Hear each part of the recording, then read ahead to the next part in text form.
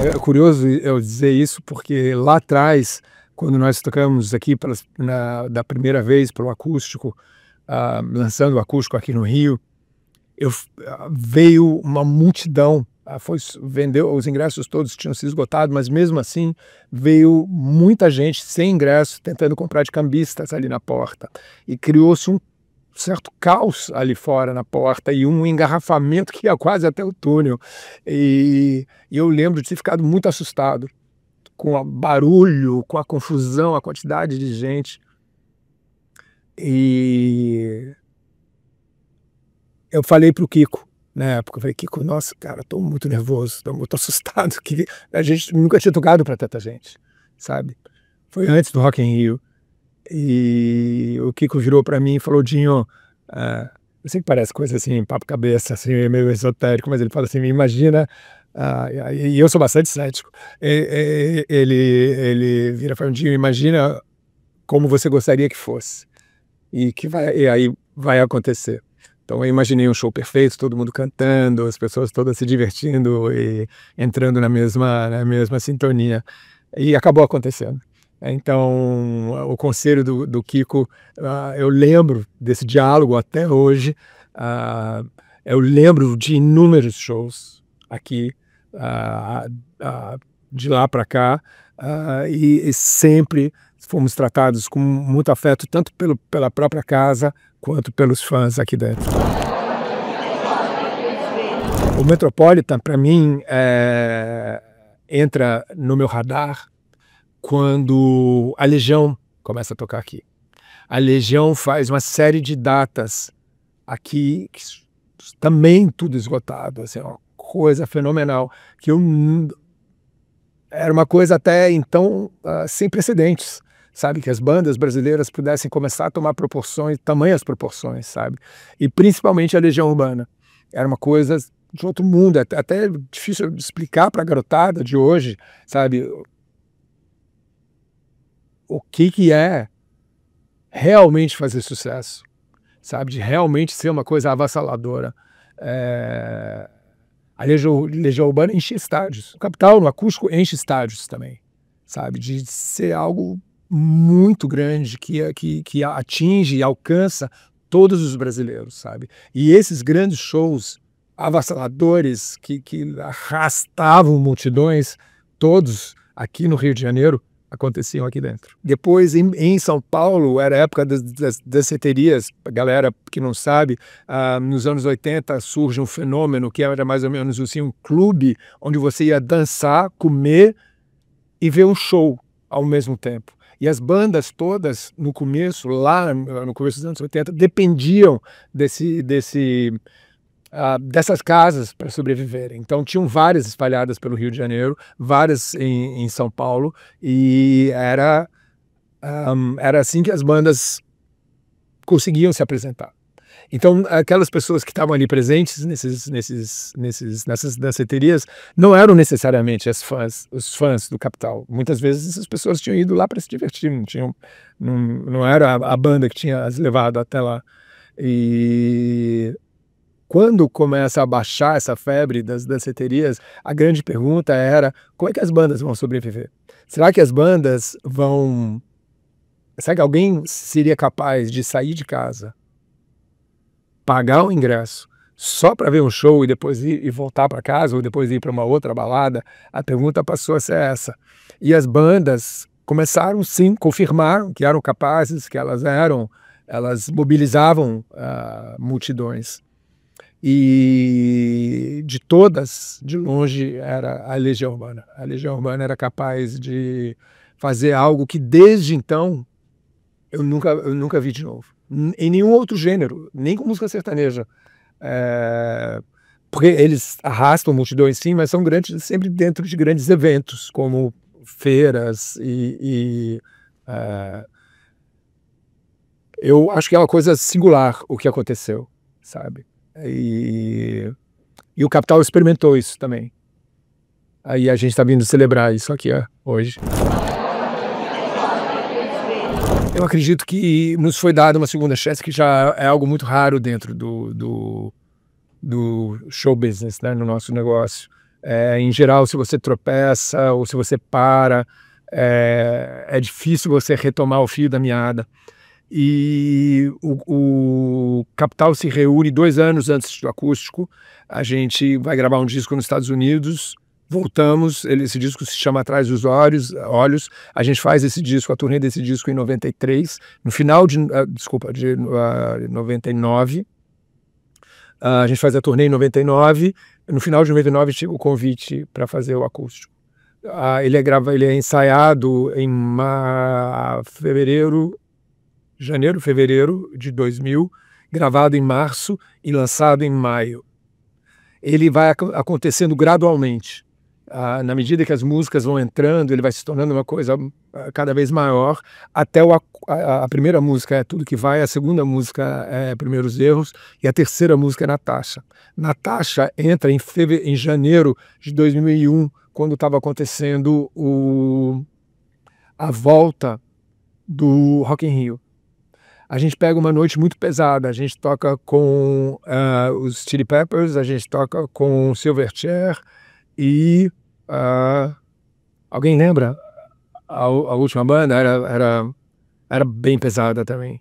E, no entanto, o que, para nossa surpresa, o que acontece é uma reação em cadeia, assim, sabe? As pessoas, é uma catarse. É a primeira vez que a gente vê essa história de mãos para cima. Foi espontâneo, foi lá, a gente viu no Rock in Rio, a gente não fala o que essas pessoas estão fazendo com as mãos para cima. A gente nunca tinha visto algo assim. Deftones, era Deftones, então era Chili Peppers, Deftones e Silverchair, era uma noite porreta, sabe? No entanto, deu tudo certo, e é a partir dali que o Capital transborda para todas as direções, para todas as diferentes tribos, sabe, para todas as diferentes plateias. A gente começa a tocar em estádios, a gente começa a tocar para dezenas de milhares de pessoas e a gente vê essa oportunidade, a gente vê isso como uma oportunidade de escrever um outro capítulo do Capital, sabe, falar, olha, beleza, então você tem o Capital 1, que são aqueles discos todos que foram feitos nos anos 80, vamos fazer agora,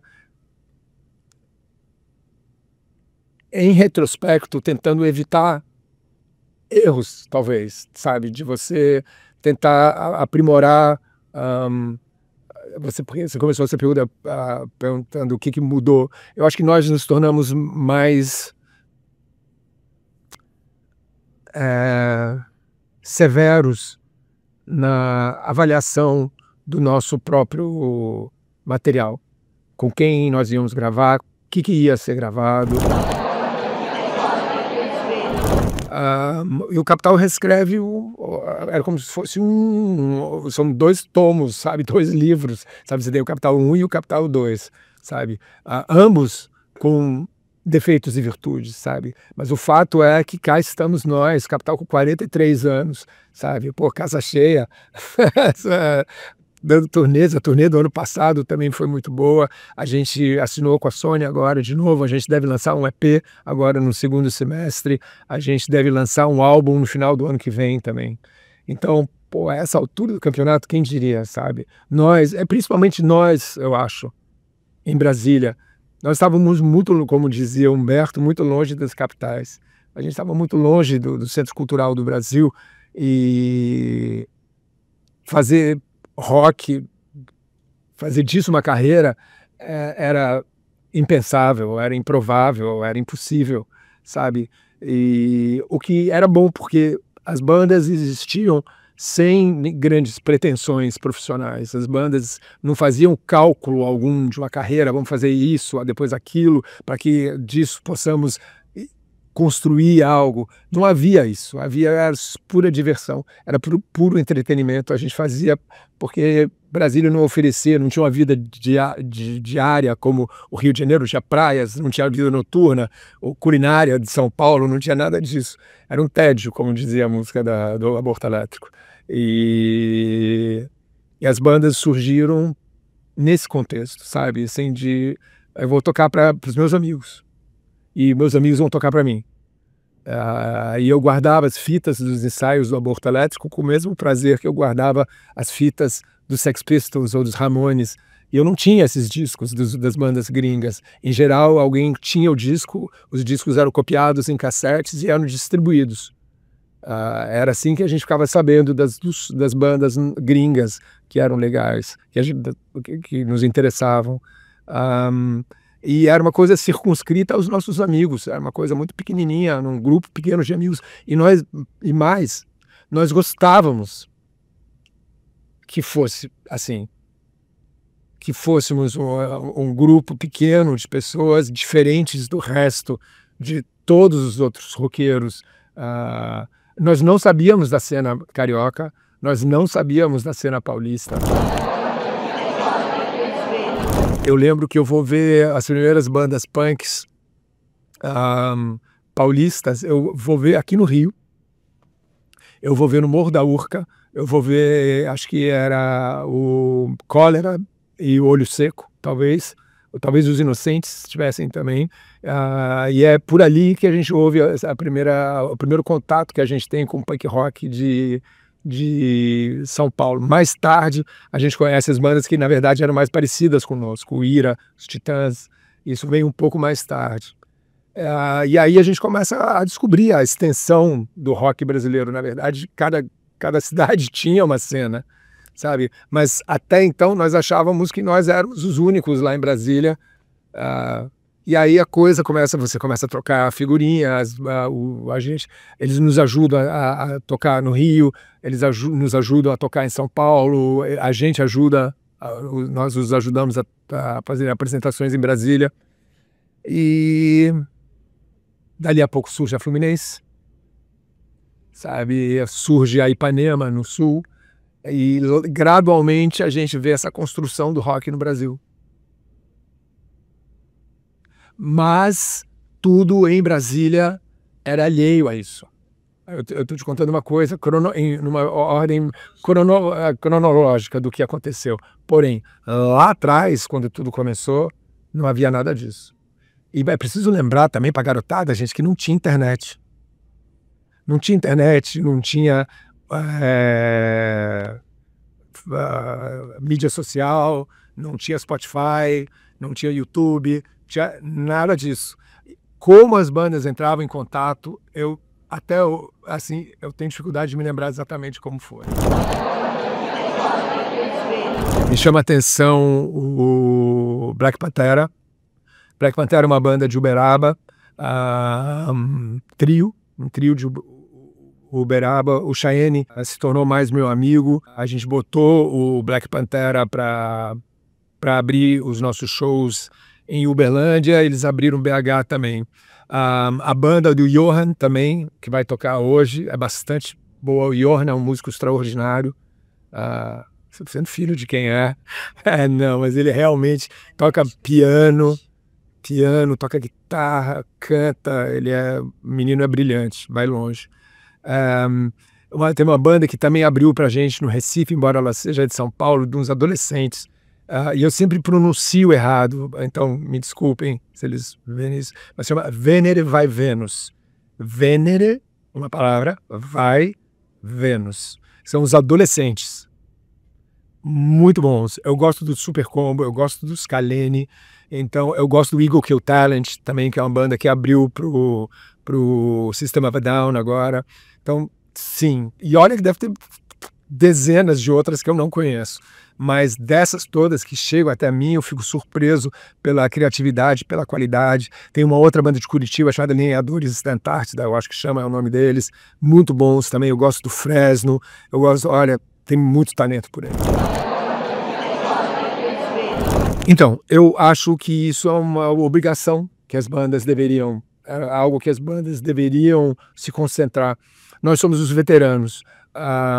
O futuro do rock brasileiro depende dessa garotada, sabe? Então é importante que nós possamos promovê-los. É muito difícil, é gozado quando surge YouTube, quando surge Spotify, foi meio aclamado como, sabe, uma oportunidade de democratizar o acesso aos meios de comunicação a todos.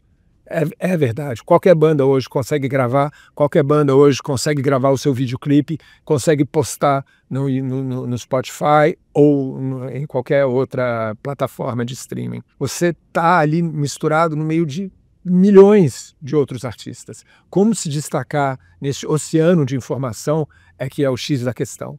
Então, era como se fosse necessário alguém fazer uma espécie de uma curadoria. Não que caiba a nós, quem somos nós para sermos essas pessoas? Talvez isso muitas vezes acontece de forma natural, como acho que é o caso do Black Panther. Eles simplesmente se destacam porque eles são excepcionais.